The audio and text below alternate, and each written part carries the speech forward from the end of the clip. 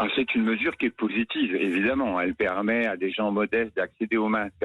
Cela dit, cette mesure, de notre point de vue, elle n'est pas suffisante puisque on retient le seuil de pauvreté, mais vous avez des gens qui sont juste au-dessus de ce seuil de pauvreté qui ne bénéficieront pas de cette aide et qui vont avoir toutes les difficultés du monde à dégager un budget pour acheter des masques.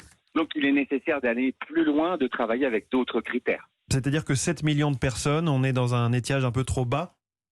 Oui, exactement. Lorsque vous regardez différentes études, etc., on vous parle également de 9 millions de personnes en situation de pauvreté. C'est une bonne démarche, mais nous, on espère vraiment que ça va aller plus loin. Vous estimez que le port du masque, ça coûte environ 50 € par personne par mois, c'est ça? Comment vous calculez ça?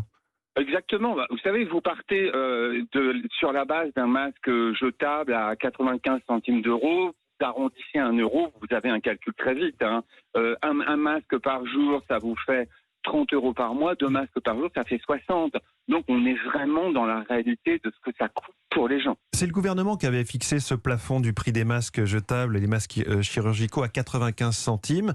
Ça coûtait beaucoup moins cher avant la crise. On peut vous demander là ce matin au gouvernement de baisser ce plafond? Oui, absolument. Le masque jetable est le seul masque dont le tarif soit plafonné. Et quand vous regardez autour de vous, c'est quand même beaucoup ça que les gens portent. Et il est plafonné à 95 centimes d'euros, mais vous en trouvez à 45 centimes d'euros.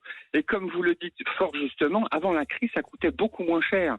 Il serait une bonne idée de baisser ce plafond au moins de la moitié, au bénéfice de tous les Français. Vous baissez ce plafond de la moitié, vous divisez immédiatement le budget masque des Français par 2, sans avoir recours aux finances publiques. On entend votre appel ce matin sur Europe 1. Olivier Guéraud, merci beaucoup de l'association de consommateurs CLCV, invité du journal de 7h en direct.